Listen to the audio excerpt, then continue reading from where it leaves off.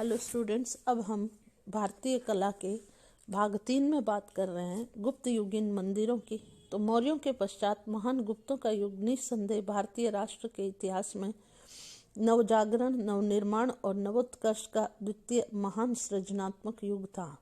गुप्त युग के राजप्रासाद अथवा भवनों के कोई अवशेष हमें उपलब्ध नहीं हुए हैं, लेकिन कुमार गुप्त प्रथम के बिलसद लेख के स्वामी महासेन के मंदिर के वर्णन से स्पष्ट होता है कि देव प्रसाद अत्यंत भव्य और विशाल होते थे।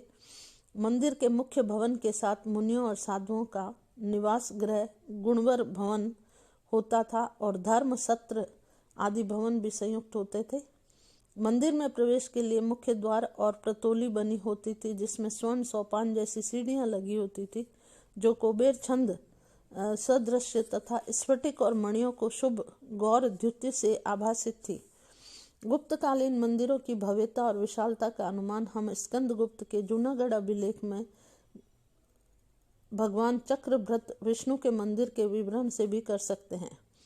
उक्त लेखानुसार चक्रभ्रत के मंदिर के निर्माण पर पर्याप्त धन और समय व्यय किया गया होगा।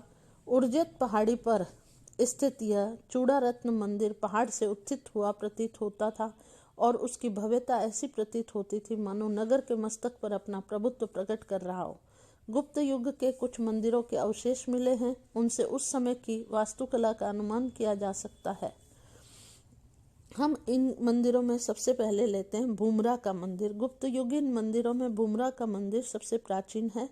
बुमरा प्राचीन नागौद राज्य में स्थित है। इस मंदिर के अवशेष का पता सन 1920 से 27 में राखलदास बनर्जी ने लगाया। फिर हम बात करें तिगवा के मंदिर की, तो तिगवा जबलपुर जिले के तिगवा नामक स्थान में स्थित तिगवा मंदिर का वास्तुशिल्प गुप्त युगीन मंदिरों जैसा है। यह एक ऊंचे टीले पर स्थित है और इस मंदिर के स्तंभों के प्रकार और द्वार की बनावट सजावट को देखते हुए सामान्यतः विद्वानों ने उसे गुप्त युगीन वास्तुकला के उत्कृष्ट नमूनों में स्थान दिया है। फिर हम बात करें देवगढ़ का दशावतार का मंदिर, तो यह मंदिर झांसी जिले में मिला है। ईंटों का बना यह मंदिर प्रकार और बनावट में गुप्त युगीन मंदिरों के जैसा है। इस मंदिर के चारों ओर आवेष्टित प्रदक्षिणा मार्ग बना था और इसके गर्भगृह में प्रवेश के लिए 4 द्वार थे।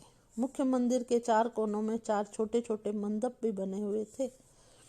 अब हम बात करें भित्तर गांव का मंदिर, तो कानपुर के निकट स्थित भित्तर गांव में गुप्त काल का एक विशाल मंदिर अब तक विद्यमान है, जो ईंटों का बना है।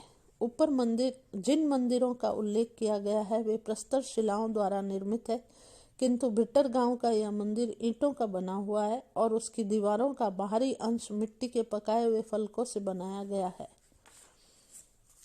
इसके अतिरिक्त कुछ अन्य मंदिरों के उल्लेख गुप्त काल के मिलते हैं। गुप्त युग की शैली के कुछ अन्य मंदिर बोध गया, सांची, ऐरण, बीजापुर जिले में अपहोल तथा आसाम में ब्रह्मपुत्रा नदी के तट पर दपहर बतिया आदि स्थानों पर भी मिले हैं। इन मंदिरों का गर्भगृह वर्गाकार है और सामने छोटे मंडप या बरामदा बने हैं।